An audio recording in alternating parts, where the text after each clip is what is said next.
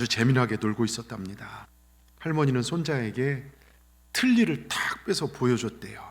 그때 손자가 와, 우리 할머니 짱이다 그러더니 한마디 더 합니다. 할머니 이번엔 눈깔 한번 빼봐 그러더랍니다. 여러분, 아무리 이뻐도 줄 수 있는 게 있고 줄 수 없는 게 있다는 것이죠. 아무리 이뻐도요. 그런데 우리 하나님은 우리를 사랑하셔서 독생자 아들을 내어주셨습니다. 그 아들 예수님은 자기 생명을 주시기 위하여 이 땅에 오셨습니다. 그 주님께서 오늘 말씀을 통하여 우리에게 귀한 사실들을 도전하고 가르쳐 줍니다. 멸망받을 인간에게 필요한 것은 돈도 집도 옷도 좋은 정말 옷도 예쁜 애인도 아니다. 그에겐 구세주가 필요하다. 여러분, 예수님만이 유일한 우리의 구원자가 되시기 위해서 이 땅에 오셨습니다. 여러분, 이 지구가 만들어진 이래 가장 축복받은 날이 언제입니까?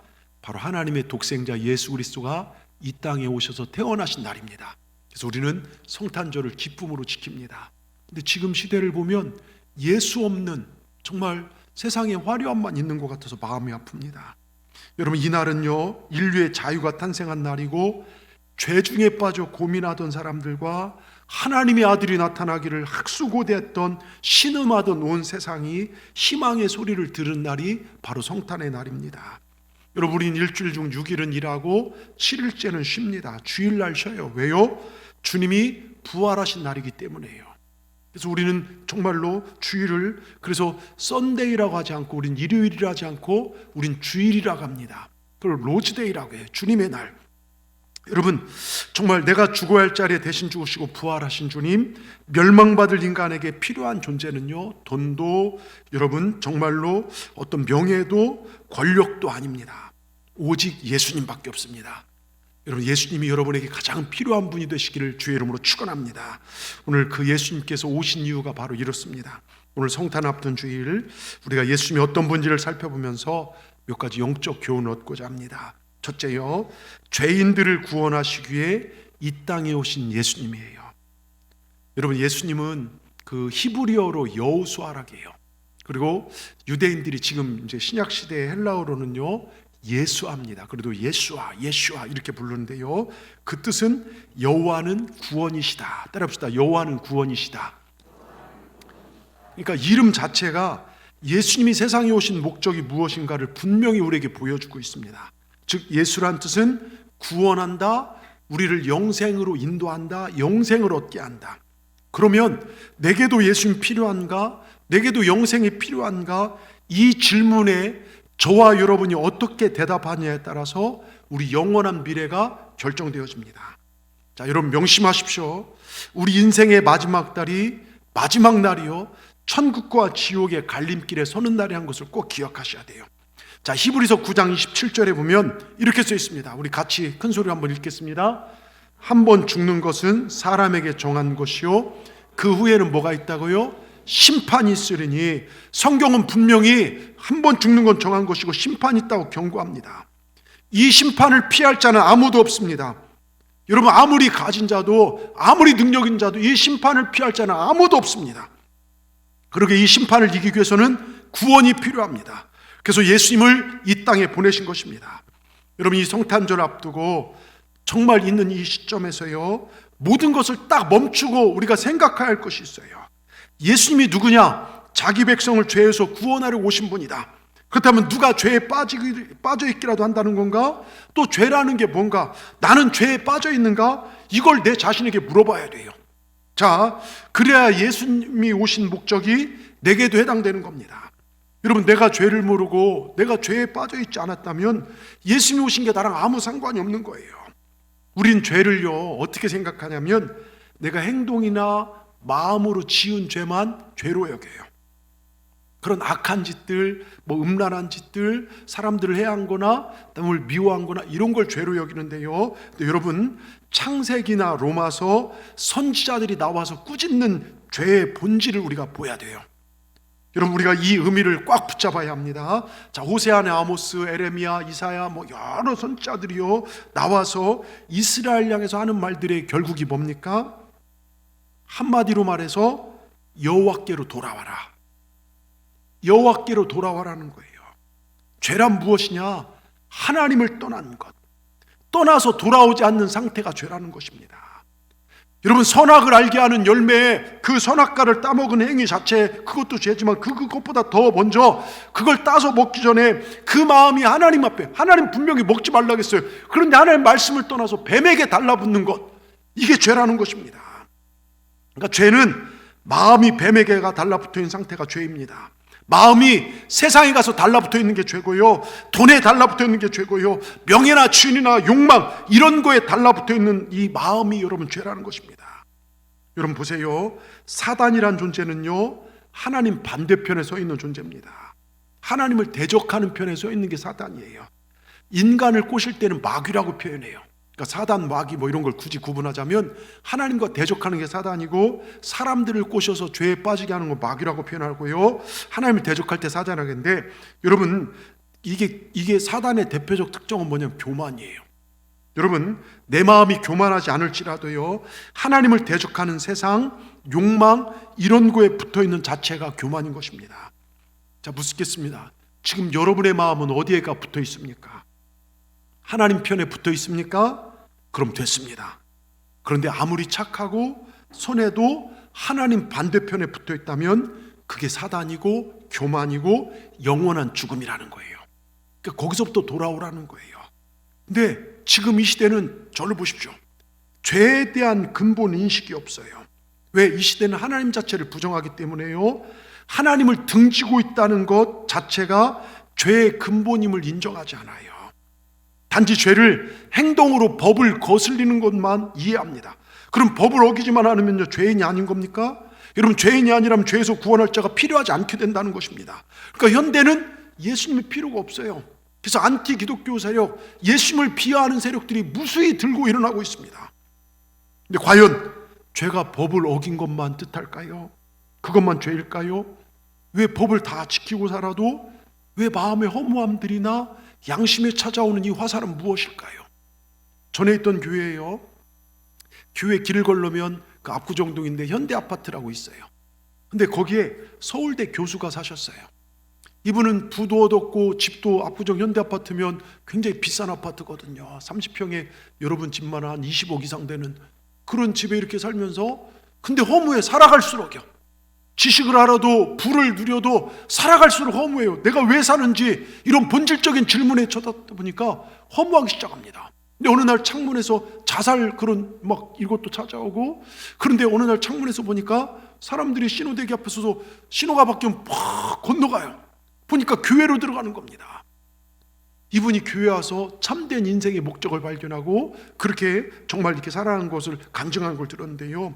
여러분, 왜 아무리 우리가 좋은 일을 해도 이 양심에서는 나는 죄인이라는 생각이 올라오는 걸까요? 누가 여러분을 정죄하기라도 했습니까? 아닙니다. 오히려요, 성자에 가까운 사람들일수록 자기를 더 죄인으로 느낍니다. 여러분, 이게 무엇을 말하는 것일까요? 여러분, 성탄절 앞두고요, 그냥 마음 바쁘게 들떠 보내지 마시고 막년에다 송년에다 바쁘게 보내시기보다는 이것 하나만을 꼭 기억하시길 바랍니다. 나라고 하는 인간의 본성을 느끼시길 바랍니다. 사회가 정의해 놓은 법이 의롭다고 인정해주면 의롭습니까? 아닙니다. 내 본성 안에서 내 진면목을 볼 수 있어야 합니다. 여러분이 여러분의 진면목을 들여다보신다면 죄를 보시게 될 것입니다. 그 죄가 곧 나의 본성임을 깨닫게 되신다면 예수라는 그 이름, 자기 백성을 자기 죄에서 구원할 자, 그 이름을 붙들지 않고는 안 된다는 사실을 깨닫게 돼요. 여러분, 내가 병이 있다면 병원에 가야지 하는 것 깨닫는 것처럼 내 안에 죄를 보게 되면, 내 안에 죽을 수밖에 없는 죄를 보게 되면 자기 백성을 죄에서 구원할 자 예수를 보지 않을 수가 없다는 것이죠. 여러분, 이 구원자 없이는 그 누구도 심판을 피할 수 없습니다. 여러분, 이 심판이 기다리고 있는 자를 성경에서는 지옥이라고 합니다. 한 번 들어가면 다시는 나올 수 없는 곳입니다. 흔히 지성인이라고 자부하는 현대인들은 지옥이라는 단어를 아주 무시합니다. 신화나 전설에 나오는, 책에 나오는 그런 유치한 소리를 간주해버리고 지옥이란 말조차 비웃고 무관심으로 일축해버립니다. 그런데 이게 내가 부인한다고 없는 것입니까? 여러분, 미국 가보신 분이요? 여기 미국 가보신 분 한 분도 없어요. 그럼 미국이 없습니까? 여러분, 있다는 것이죠. 내가 안 가봤다고요? 아니라는 것입니다. 여러분, 사냥꾼에 쫓기는 꽁 한 마리가요 막 무서우니까 이 볏짚에 머리만 쳐박았어요. 몸은 다 나와 있어요. 자기 눈에 안 보인다고 사냥꾼이 사라진 겁니까? 나 쫓아온 놈 없다 그러면 없는 겁니까? 여러분, 마태복음 19장 13장 49절 50절에 성경은요 분명히 얘기합니다. 세상 끝에도 이렇게 같이 읽겠습니다. 두렵고 떨리는 마음으로 한번 읽습니다. 세상 끝에도 천사가 와서 의인과 던져놓으니 거기서 술 풀며 이를 갈미 있으리라. 여러분, 혹시 이 시간 이 자리에 계신 분들 중에 교회 오면 듣기 좋은 소리, 재밌는 얘기, 위로가 되는 말을 해줄 줄 알았는데 기분 나쁘게 죄, 지옥 소리만 하고 있구만, 혹시 이렇게 생각하는 분 계십니까? 그런데 아니에요. 목사는 영혼의 의사입니다. 수술해야만 살릴 수 있는 환자에게 싫어도 수술용 칼을 대서 암덩어리를 제거해야 되고 염증을 긁어내야 합니다. 괜히 그 아픈데 거기다 반창고 하나 불려주고 여러분 소화제 하나 주면 낫는 게 아닙니다. 인간은 누구나 죄인이기 때문에요 스스로 자신을 구원할 수 없고 이 죄를 해결하지 못하면 마지막 때 세상 끝날에 천사가 와서 의인과 악인을 구분해요. 저는 우리 동산교회 예배드리는 그 누구도 하나님의 그 선택에서 버림받는 자 없기를 주의 이름으로 축원합니다. 여러분, 꼭 그래야 돼요. 아무리 선한 사람도, 아무리 위대한 사람도, 아무리 깨끗하고 의로운 사람도 인간은 스스로 자신을 구원할 수 없습니다. 이와 같이 예수님은 죄로 말미암아 멸망받을 수밖에 없는 죄인들을 구원하시기 위해서 이 땅에 오신 것입니다. 요한복음 3장 16절 같이 읽겠습니다. 하나님이 세상을 이처럼 사랑하사 독생자를 주셨으니 이는 그를 믿는 자마다 멸망치 않고 영생을 얻게 하려 하심이라. 그렇습니다. 하나님이 우리를 사랑하셔서 멸망으로 갈 수 없는 걸 두 눈 뜨고 볼 수 없기 때문에 하나밖에 없는 예수를 보내주신 것입니다. 그리고 오늘 읽은 21절을 보면 아들을 낳으리니 이름을 뭐라고요? 예수라 하라. 그가 자기 백성을 그들의 죄에서 구원할 자이십니다. 예수님이 오신 것은 죄에서 우리를 구원하시기 위함이라는 거예요. 그런데 모든 사람이 다 예수님의 백성이 되는 게 아니에요. 자기 백성이라겠어요. 예수님을 그리스도로 고백하는 자. 자, 요한복음 10장 26절 27절을 보면요 여러분 정확히 나옵니다. 너희가, 같이 읽습니다. 큰 소리 읽습니다.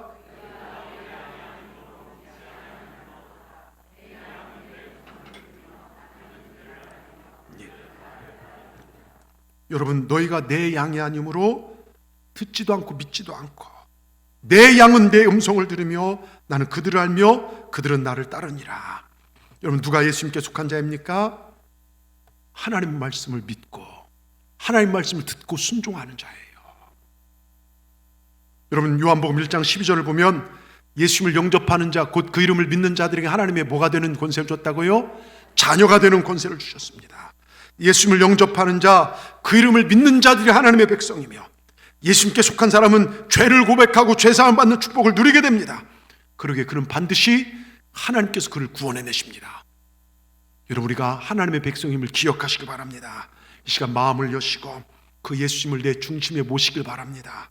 예수님을 나의 구세주로 인정하시길 바랍니다. 따라하십시다. 예수님이 나의 그리스도이십니다. 여러분, 이 사실 절대로 잊지 않기를 주의 이름으로 축원합니다. 둘째, 우리 같이 읽겠습니다. 임마누엘, 지금 나와 함께 하셔서 나를 일으켜 세우시는 예수. 자, 오늘 23절을 보세요. 마태복음 1장 23절에 뭐라고 써 있습니까? 보라, 처녀가 잉태하여 아들을 낳을 것이요 그의 이름은 임마누엘이 하리라 하셨으니 이를 번역한즉 하나님이 우리와 함께 계시다. 하나님이 우리와 함께 계시다. 근데 이것을 아는 것이 중요한 게 아니에요. 임마누엘 뜻이 뭡니까? 하나님 우리와 함께 아는 게 중요한 게 아니라 내 삶 속에서 그분을 느끼고 실제로 내 삶 가운데 역사하신 하나님을 느끼고 동행하는 것, 이게 진짜 임마누엘이에요. 그걸 아시기 위해서 우리 주님이 오셨다는 것입니다. 교회에서 예배드리지만 세상 나가서 힘들고 어려우면 주님이 전혀 안 보이는 사람들이 많아요. 적어도 우리만큼은 그렇게 살지 말자는 것입니다.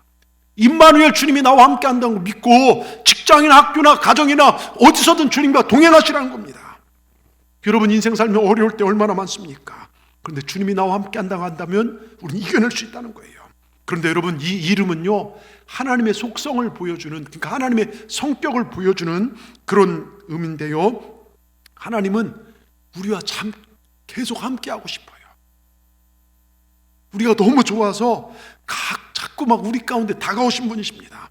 근데 내가 죄 가운데 싫다고 아우 그만 오세요 그래도 따라오셔서 또 그러면 안 돼 따라오시고, 또 내가 저만큼 도망가면 거기 따라와서 다 정말 달라붙어 앉으시고, 이게 임마누엘 하나님의 성격입니다. 자꾸 따라오십니다. 그냥 저 높은 하늘에나 계시지 신의 산으로 구약시대에 내려오셨어요. 그러더니 이스라엘 무리들 속으로 들어가셔서 아예 언약궤 안에 그 이런 뭐 성막 안에 들어가시고요, 같이 광야를 걸어 다니십니다. 그러더니 이제 구약 안에서 나오셔서 인간의 몸으로 오셔서 우리랑 함께 다니고 함께 밥 먹고 이야기도 나눌 수 있는 몸으로 오신 것입니다. 그래서 그게 임마누엘. 여러분, 이건 엄밀히 하나님의 성격과 반대되는 거예요. 여러분, 하나님의 성격과 정면 유배됩니다. 하나님의 기본 성격이 뭔지 아십니까? 여호와 카도시라 해서요, 이거는 깨끗하다, 거룩하다. 우리 하나님의 특성은 거룩입니다. 얼마나 깔끔하신지요. 조금이라도 더러운 걸 그냥 넘어가지 않으셔요. 부정한 것이 다가오면 곧바로 죽여버리십니다. 그래서 레위기에다가요, 백성들한테 그토록 깔끔 사항들을 적어주시면서 내가 거룩하니 너희도 거룩하라, 예배는 어떻게 드리고 제사장들은 어떤 복장을 가지고 정말 성도들은 어떻게 하며, 여러분 이걸 다 말씀하신 분입니다. 그러니까 임마누엘 하나님과 여호와 카도시 거룩하신 하나님과는 정면으로 이게 부딪히는 거예요. 이 두 개의 성격은 절대로 같이 만날 수 없는 대립입니다. 근데 하나님께서 우리와 같이 너무너무 같이 있고 싶으셔서, 우린 죄인이고 어둠이기 때문에 거룩하신 하나님께서 함께 있을 수가 없습니다. 하나님이 우리와 함께 계시라면 자기를 내려놓고 포기하셔야 돼요. 자신의 거룩함을 버리시고 죄 가운데 살아가는 진흙탕 안으로 들어오셔야만 합니다. 그런데 하나님께서 이 일을 하셨다는 것입니다. 하늘 영광과 그 거룩함을 내려놓으시고 죄 많은 세상 죄인들 우리들을 찾아오셔서 우리와 함께 진흙탕을 뒹구시고 우리의 더러운 허물을 만지시고 감싸주려 하시러 이 땅에 오신 것입니다. 여러분, 이것이 임마누엘 하나님이십니다. 나를 위해 모든 것을 내려놓으신 하나님, 여러분 얼마나 감사합니까? 우린 죄로 말미암아 영원히 멸망받을 수밖에 없는 죄인들입니다. 지금도 돼지우리 같은 진흙탕, 죄를 밥 먹듯이 짓고 살아가는 게 우리 존재들입니다. 그런데 예수님께서 십자가의 공로로 우리를 건져주셨고, 그리고 하나님 앞에 우리의 더러움을 다 씻으시고 감히 쳐다도 볼 수 없고 부를 수도 없는 하나님 앞에 우리는 하나님을 아버지라 부를 수 있도록 하셨습니다. 그렇지 않습니까? 여러분, 이 특권이 우리에게 주어졌어요. 얼마나 감사합니까? 근데 표정들이 왜 이렇게 다 졸린 표정이십니까? 여러분, 이 감격, 이 구원의 감격, 이게 지금 제일 안타까운 게 한국교회에서 이게 사라져가고 있어요. 이거 회복하셔야 합니다. 그리고 영원히 하나님 모시고 살 수 있도록 우리를 그렇게 만들어 주셨어요. 우리 주님께서요. 여러분, 우리 예수님 우리에게 소망 주시기 위해서 가장 낮은 말 밥통에 태어나셔요. 그리고 너희는 내 살이라, 우리가 성만찬 할 때 우리의 밥이 되어 주셨어요. 이런 왕족이나 귀족, 어디 재벌가 막내 아들로 오신 것이 아닙니다. 누구든지 위로와 소망을 주시게 하여 가장 낮은 곳에 오셨고 또 가장 천한 십자가에서 죽으셨습니다. 그래서 주님을 만날 수 있도록 모든 사람을, 그가 부자나 가난한 자나 정말 못 배운 자나 배운 자나 이쁜 자나 못생, 누구든 주님 앞에 나온 자는 구원을 얻게 된다는 것입니다. 여러분, 이게 하나님의 특별하신 선택이고 은혜예요. 이게 얼마나 감사합니까? 그리고 그 많은 사람들 중에요, 우리를 택해서 구원해 주셨다는 거예요. 자, 어깨 피십시오. 여러분, 우리 옆분들한테 한마디 하십시다. 나는 이래봬도 하나님이 선택한 사람입니다. 한마디 해주십시다. 자, 시작. 예. 여러분 보세요. 이 선택이란 게, 나를 선택해 주셨다는 게 이게 얼마나 큰 감격이고 은혜인 거 여러분 아셔야 돼요. 여러분 보세요. 그 구약 시대에 보면 에서는 버리고 야곱을 선택하셨잖아요. 에서는요, 그 성경에 보면 진짜 잘 나가는 진짜 사나이였어요. 다른 사람도 많고 유능한 사냥꾼이었습니다. 요즘 표현하면요, 진짜 막 명문대 나와서 진짜 대기업, 인류 대기업 가서 연봉도 한 3억 이상 되고, 거기다 장남이에요. 아버지가 늘 내 아들, 큰아들 자랑스럽게 생각하는, 리더십도 있고 다른 사람도 많았습니다. 나중에 에돔 족속을 만든 게 에서 아닙니까? 아닙니까? 여러분, 그런데 야곱은요, 조용해요. 집에서만 거하네요. 어디 취직도 못했어요. 남자답지도 못하고요, 맨날 엄마 뒤쳐만 엄마 살림 도와줘요. 아빠가 볼 때 이런 쓸모없는 놈, 그러니까 속이 터져요. 약한 자입니다. 여러분, 세상은 당연히 에서를 선택해요. 근데 하나님은 약한 야곱을 택하셨어요. 뒤에서 속임수나 쓰는 야곱을 택하셨어요. 여러분, 우리가 야곱 아닙니까? 그래서 감격이 있는 거예요. 왜요? 나 같은 존재를 선택해 주셨으니까요. 여러분, 말도 안 되는 은혜를 저와 여러분이 받은 것입니다. 우린 말도 안 되는 은혜를 받은 거예요. 제가 성탄절에 산타 이야기하는 거 그렇게 좋아하진 않아요. 산타는 세상적 의미가 너무 강해서. 그래서 예수님이 주인공인데 정말 엉뚱한, 지금 세상을 보면 예수님은 없어요. 화려함이요, 술집이 더 화려하고요, 백화점이 더 화려하고요, 주님 없는 그런 것들이 더 화려한데, 그런데요, 근데 이 산타 이야기 중에요 굉장히 은혜스러운 이야기가 하나 있는 거 아십니까? 뭔지 아십니까? 루돌프 사슴코 이야기예요. 여러분, 루돌프 사슴은요 다른 사슴보다 못생겼어요. 모든 친구들이 놀려대며 웃어요. 들창코, 돼지코, 매부리코, 야 너는 사슴코가 아니야. 다른 모든 사슴들이 놀려대며 웃었네. 가엾은 저 루돌프 외톨이가 되었네. 왕따였어요. 사슴사회에 교화하지 못한 왕따예요. 외로웠습니다. 근데 이때 산타가 싹 등장해요. 그리고 전혀 다른 평가와 인정을 내려버립니다. 야, 루돌프 사슴코는 매우 반짝이는 코구나. 세상에 이런 특이하고 멋진 코는 없구나. 감탄합니다. 인정과 칭찬입니다. 산타한테 인정과 칭찬받으니까요 이 루돌프 사슴코가 횟가닥 돌아버렸어요. 안개 낀 날, 성탄절 날 산타가 찾아 도움을 요청합니다. 야, 루돌프, 네 코가 밝으니 내 썰매를 끌어주렴. 뭡니까? 밝은 코로 헤드라이트 역할을 해달라는 거죠. 이 말에 루돌프가 확 돌아버려요. 흥분과 감격으로 그 추운 날 깜깜한 밤에, 그것도 안개 낀 밤에 죽도록 충성합니다. 그래서 지금도 겨울만 되면요 무거운 산타 할아버지 싣고 전 세계 싸돌아다니고 있대요. 여러분, 왜 루돌프가 충성했을까요? 왜 그렇게 헌신했을까요? 루돌프는 무조건적인 사랑, 인정을 받았기 때문입니다. 즉 자격 없는 자기에게, 자격 없는 나에게 주시는 특별한 선물, 은혜를 경험했기 때문입니다. 그래서 피곤하지 않아요. 그래서 죽자사자 일합니다. 여러분, 자격 없는 나를 위해서 십자가에 죽으신 주님을 만난 사람은요 이런 삶을 살더라고요. 내가 주인이 아니라 예수가 주인 된 삶을 사는 사람들은요 내 환경에 이끌리는 것이 아니라 하나님의 기쁨을 위해 죽자사자 달려갑니다. 그래서 그들은 피곤하지 않습니다. 여러분 보세요. 자격 없는 나를 위하여 하나님은 독생자 예수를 보내주시고 우리 죄를 주시고 십자가에 죽이시기까지 우리를 사랑하시고 우리를 인정하셨습니다. 여러분, 왜 이 성탄이 기쁨입니까? 바로 거룩하신 하나님께서 임마누엘로 초라하신 나와 함께 하시게 오셨다는 거예요. 여러분, 주님이 오신 이유가 무엇입니까? 요한복음 10장 10절을 보십시오. 뭐라고 써 있습니까? 도둑이 오는 것은 도둑질하고 죽이고 멸망시키는 것, 내가 온 것은 양으로 생명을 얻되 풍성히 얻게 하기. 여러분 보세요. 마귀는 죽이고 멸망시키고 빼앗고 그러려고 하지만 우리 주님이 오신 이유는요 양된 우리에게 생명을 주시되 거기다 보너스로요 풍성히 주시게 오셨어요. 여러분, 이 사실을 붙잡기를 주의 이름으로 축원합니다. 여러분, 제가요 짜장면이 제일 맛없을 때가 언제인 줄 아십니까? 네? 뭐라고 하시는데, 여러분, 짜장면 배부를 때가 아니에요. 짜장면 들어가는 배는 따로 있대요. 성시경 씨가 그러더라고요. 짜장면 들어가는 배는 따로 있다고, 배불러도. 퉁퉁 불어있을 때도 아닙니다. 가위로 잘라 먹으면 먹을만해요. 언제냐? 짜장면 내 거 먹으면서 남 짬뽕이 더 맛있어 보일 때, 그때가요 짜장면 제일 맛없대요. 여러분, 자기 것이 안 보이고 남의 것이 커 보일 때, 그러면 신앙생활이 지옥됩니다. 여러분, 가정생활도요 내 아내, 내 남편이 가장 사랑스럽게 보이는데 남의 사람이, 그럼 그거 끝나는 거예요. 그게 지옥입니다.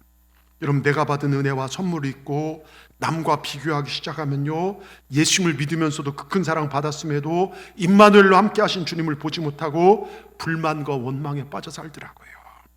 여러분, 약한 나를 선택하셔서 사랑하셔서 선택하신 그 은혜를 잊지 마시길 바랍니다.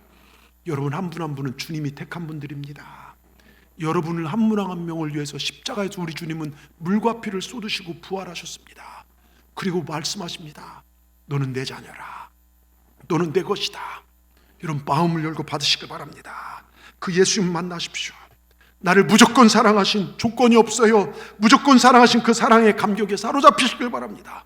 이 성탄절날 우리가 깨달아야 할 것이 바로 그겁니다. 나를 사랑하셔서 무조건적으로 사랑하신 그 주님의 감격.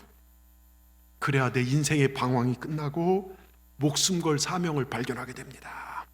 여러분 주님의 은혜를 받으셨습니까? 그럼 이 루돌프 사슴고처럼 여러분 주를 위해서, 하나님의 교회를 위해서 충성을 다하시길 바랍니다. 그럴 때 그 후론 사슴들이 그를 매우 사랑했네. 루돌프 사슴코는 이런 노래가 있는 건 아시죠? 예, 길이길이 기억되리. 여러분 우리의 충성도, 여러분 주님을 향해 살다 보면요 사랑도 받아요. 다른 것들 사랑받고요, 길이길이 기억되는, 여러분 다른 분들에게 사랑받고 길이길이 기억되는 우리 동산의 모든 분들 되기를 주의 이름으로 축원합니다. 끝으로요 우리 제목을 같이 읽겠습니다. 천하 인간을 능력의 이름 예수, 그 이름을 날마다 부르십시오. 여러분 예수 그 이름의 능력을 아십니까? 예수의 이름은 우리의 죄짐을 해결해 주고 지옥 형벌을 면케해 주는 겁니다. 우리가 이 땅에 살아가는 동안 한마디 들어야 한다면 예수 그리스도, 내가 이 땅에서 마지막 숨이 끊어질 때 한마디 해야 한다면 예수 그리스도. 예수 우리 인생 가운데 주신 가장 놀라운 선물이고 임마누엘, 우리 인생과 함께 하시는 생명의 주님이십니다.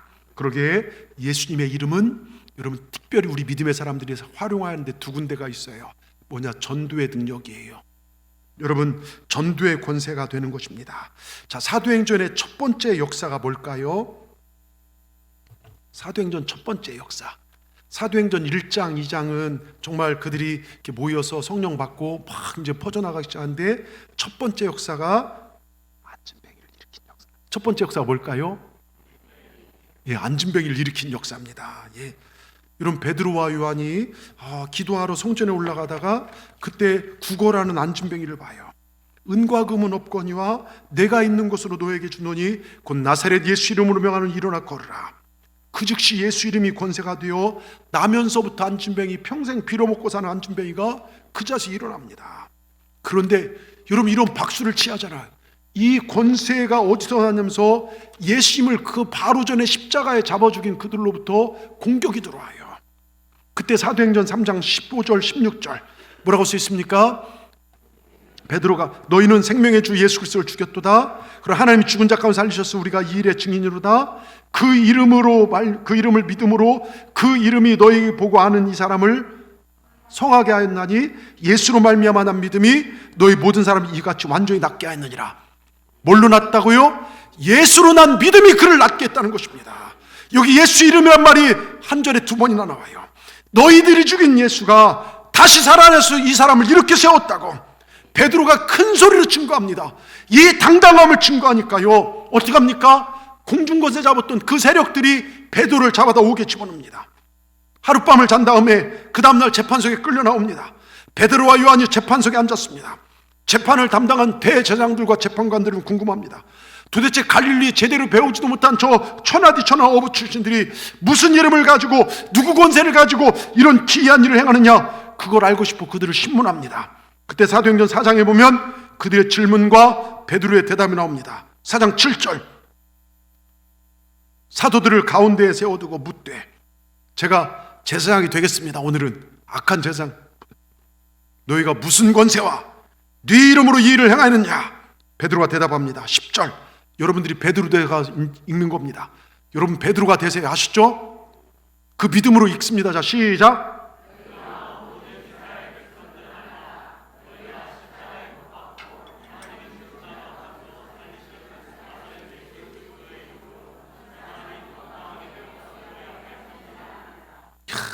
여러분 이 얼마나 당당합니까? 그들은 자기를 감옥에 집어넣고 자기를 죽일 수 있는 권력을 가진 자들이에요. 근데 베드로는 예수님 제대로 만나기 전에 도망갔어요. 근데 성령 받고 나서 어떻게 됩니까? 너희는 알라, 여러분, 이게 진짜 믿음이에요. 코로나 3년 이 거짓된 믿음, 여러분 정체가 드러나고 정말 교회를 떠난 무리들이 참 많아요. 여러분 다시 돌아오도록 기도하셔야만 합니다.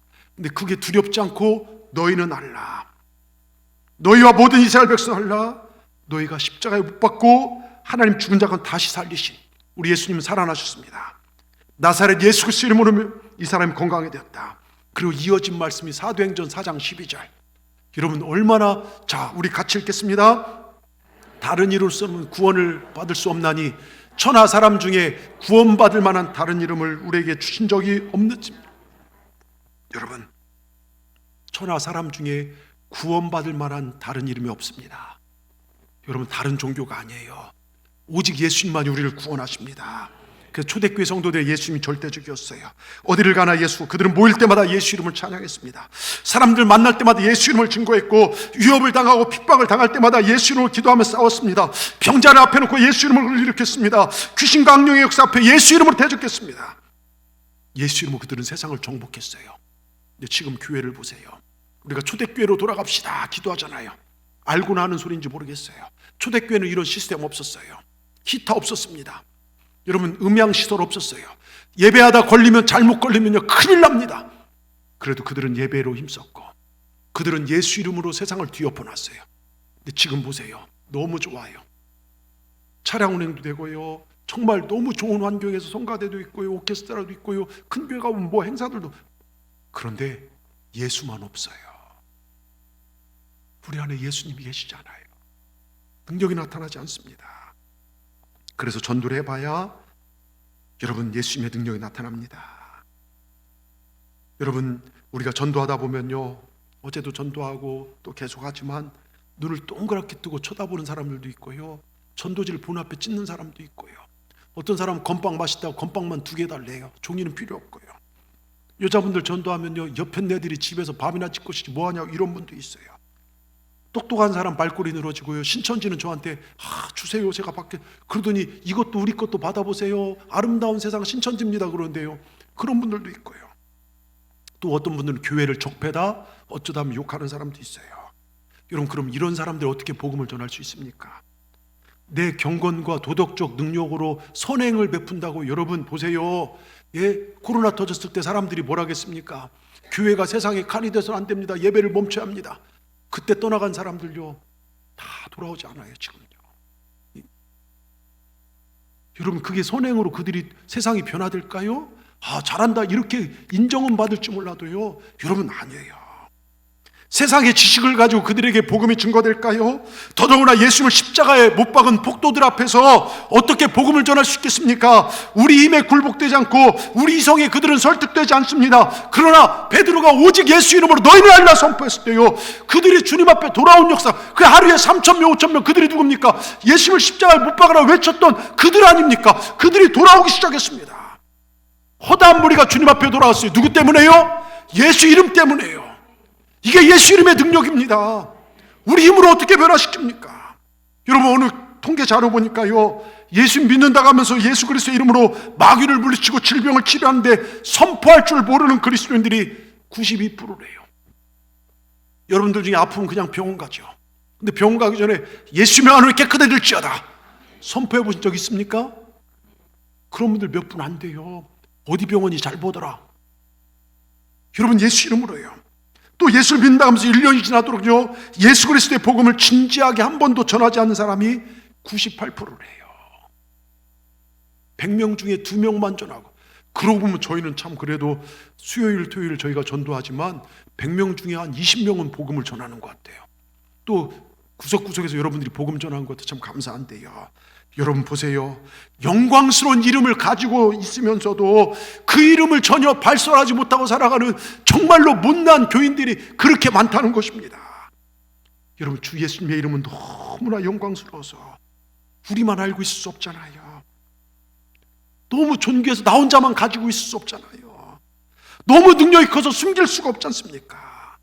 여러분, 예수님 우리를 구원하신 자 임마누엘, 우리와 함께 하시는 분이십니다. 여러분, 전도하여 구원하라고 그 이름을 우리에게 주셨습니다. 세상에 복음을 전하여 치유하라고 주셨습니다. 여러분, 이 성탄절 이웃들에게 예수를 전하여 구원하라는 거예요. 작은 선물 같은 거 준비하셔서 내 이웃, 직장 동료들 예수님이 세상을 구원하러 오신 날입니다. 선물도 전해주면서 예수 믿고 꼭 천국 가시길 바랍니다. 여러분, 이거 할 수 있잖아요. 왜 아멘을 아무도 안 합니까? 여러분, 또 하나 예수 이름의 능력, 기도의 능력입니다. 예수님 우리를 살리기 위해 오셨습니다. 마귀는 우리를 죽이기 위해 왔고요. 근데 예수님 우리에게 소망을 주시기 위해서 생명을 주시기 위하여 자기 생명을 내어주셨습니다. 여러분, 신앙생활이 뭐냐고 물으신다면 예수 이름으로 기도하고 나아가는 것입니다. 예수 이름으로 나아갈 때 예수 이름으로는 기도해요. 기도를 떠나면 신앙은 죽어요. 기도하지 않으면 능력이 없습니다. 생명이 없습니다. 힘이 없습니다.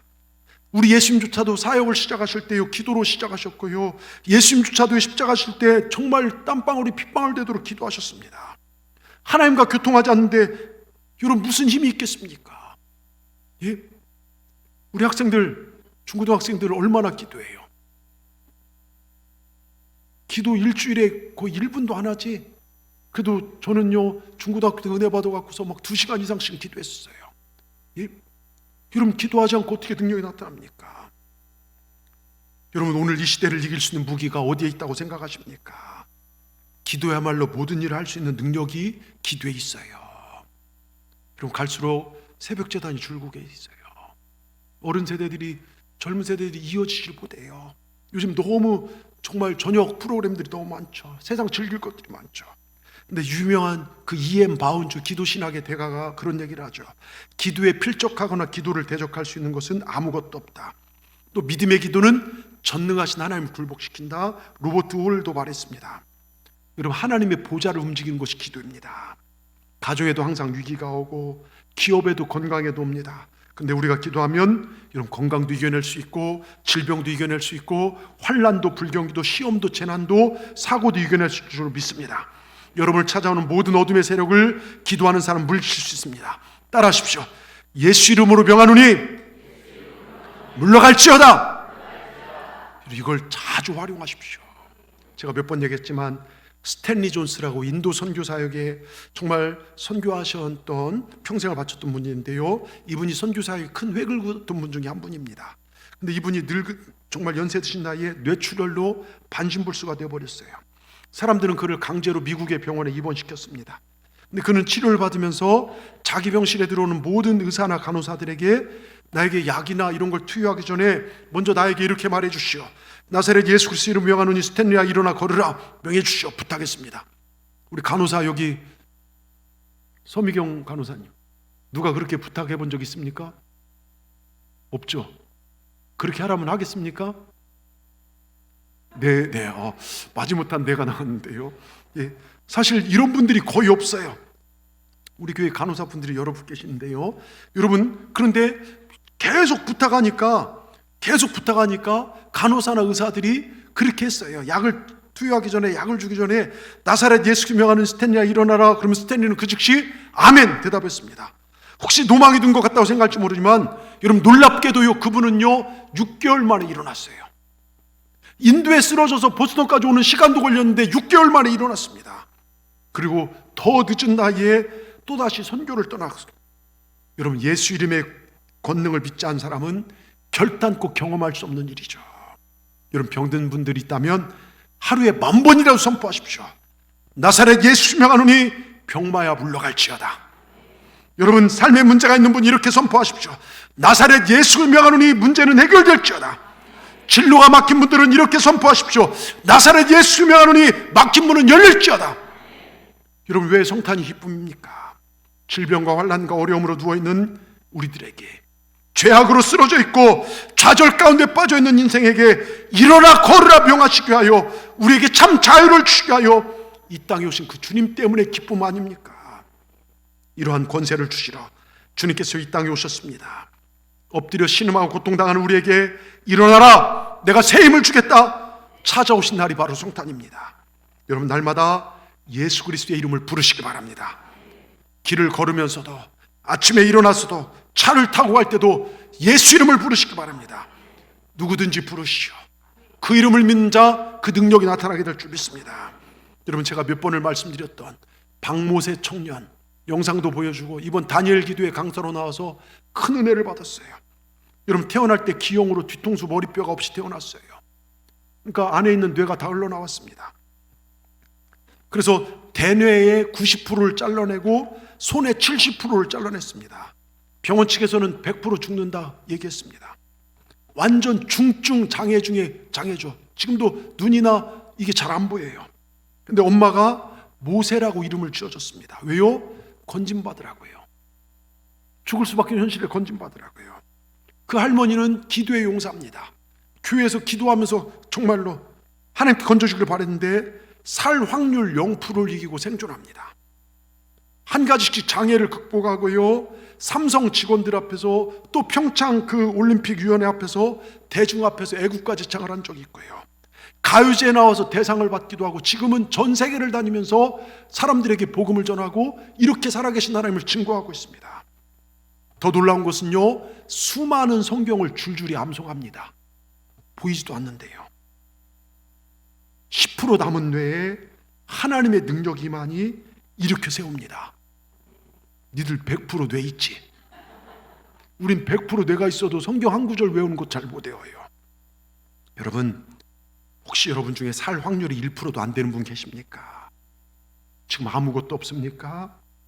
예수 이름의 능력을 의지하시고 그분을 삶에, 여러분 가정에 초청하시기 바랍니다. 여러분 마음문을 여십시오. 우리를 구원하시기 오신 예수 그리스도를 받아들이십시오. 그럼 우리 승리합니다. 우린 반드시 잘 되게 돼 있어요. 예수님만 붙잡고 가면 우린 반드시 승리합니다. 그 예수님을 놓지 마시길 바랍니다. 그 예수님을 붙잡으시길 바랍니다. 오늘 우리 안에 무너진 소망, 신앙, 예배, 가정, 심령을 이렇게 세워야 할 사명이 저와 여러분에게 있는 줄 믿습니다. 이 놀라운 능력은 저 딴 사람들, 저 마리아가 체험할 얘기가 아니라 우리가 체험할 이야기입니다. 결코 예수님 놓치지 마시기 바랍니다. 주님 안에 참된 기쁨과 자유를 마음껏 누리시는 우리 동산의 모든 분들 되기를 주의 이름으로 축원합니다. 축원합니다. 기도하십시다. 예수님 감사합니다. 오늘 거룩한 주일을 맞이하여 주님 오심을 기다리며 예수님이 누구신가에 대하여 알게 하시니 감사합니다. 우리를 죄에서 구원하시며 늘 우리와 함께 하시며 부족하고 연약하고 외로운 우리를 인정해 주시고 격려해 주시며 우리의 능력이 되시는 주님께 늘 감사하며 살아갈 수 있도록 주님 우리에게 은혜를 더하여 주시옵소서. 이 대강절의 절기, 내일이면 성탄의 절기에 주님이 오신 뜻을 분명히 알고 우리도 그 뜻을 증거하며 나가는 우리 동산의 모든 성도들이 되게 하여 주시옵소서. 예수님의 이름으로 감사하며 기도드리옵나이다. 아멘.